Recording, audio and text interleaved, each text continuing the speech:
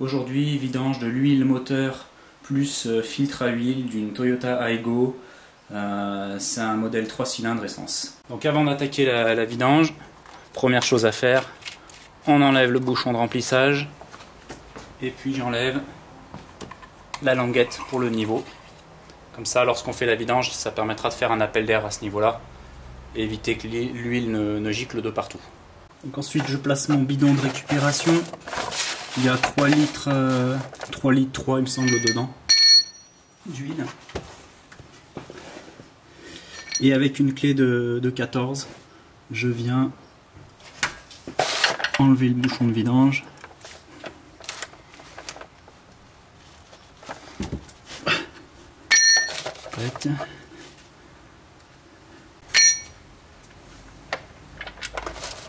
Hop. Tac. Alors il faut le vidanger moteur chaud, comme ça l'huile est plus fluide.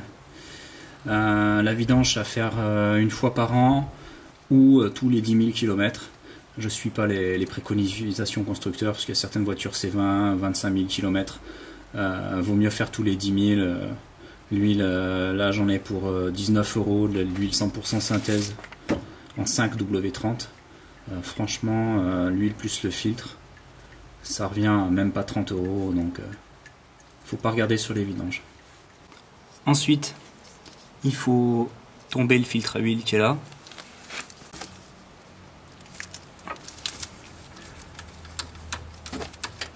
C'est bon. Normalement, il est desserré.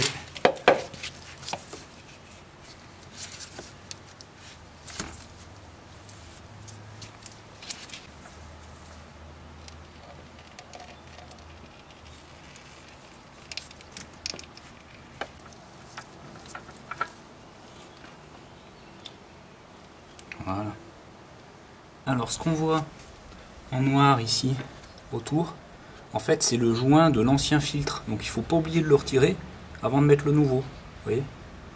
Ensuite avec un chiffon propre, on nettoie le tour. Donc là vous voyez j'ai déjà commencé, ici c'est pas fait, donc on enlève bien, on nettoie bien tout autour. Voilà, pour que ce soit bien propre lorsqu'on place le nouveau filtre. Alors pour le filtre à huile, il faut toujours prendre de l'origine, jamais de filtre adaptable. Je connais un mécano qui a déjà vu des filtres adaptables exploser et qui ont entraîné donc une casse moteur. Donc toujours filtre à huile d'origine. Là il y en a pour à peu près 13 €. Donc je vais enlever le film plastique ici. Et ensuite, ce qu'il faut bien penser, c'est à huiler le joint avec l'huile moteur. L'huile moteur, c'est du 530 100% synthèse. Et je vais venir la mettre sur le joint du filtre. Donc avec le doigt directement.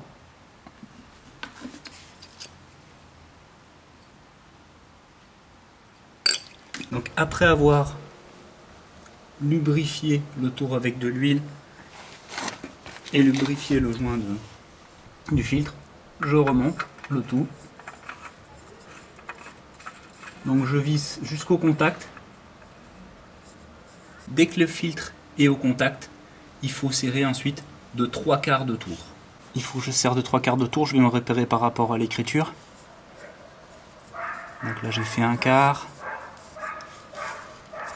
1/2,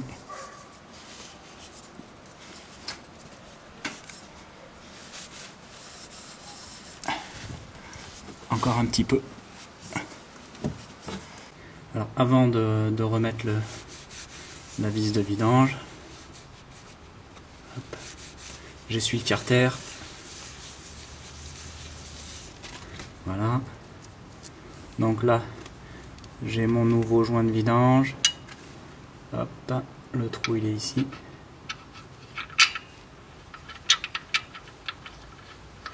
Et on resserre.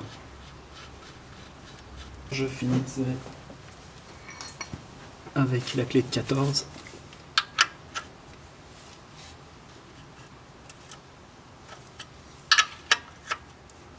Pas besoin de serrer comme un bourrin, on vient en contact. Et puis après, un petit bout. Je verse l'huile par le bouchon de remplissage. Il en faut 3 litres 3 lorsqu'on change le filtre. Donc je vais commencer par en mettre 3 litres, un peu plus de 3 litres, et puis après je vais faire tourner le moteur et je vérifierai le niveau avec la jauge ensuite. J'ajuste. Je viens ensuite remettre le capuchon. Hop. Je remets la tige du niveau.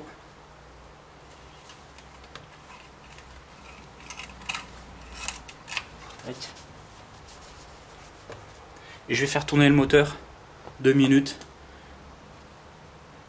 Ensuite, je laisserai reposer 5 minutes et je contrôlerai le niveau pour ajuster parce qu'à mon avis, il en manque encore un petit peu. Donc une fois qu'on a mis l'huile moteur, il faut faire tourner. Donc le voyant d'huile qui est ici, il ne faut pas s'inquiéter.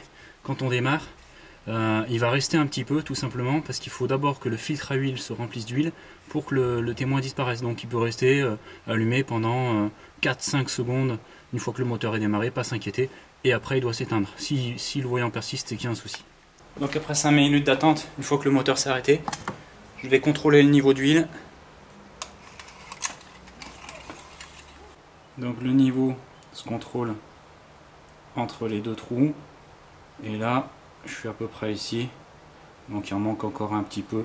Je vais en rajouter un tout petit peu.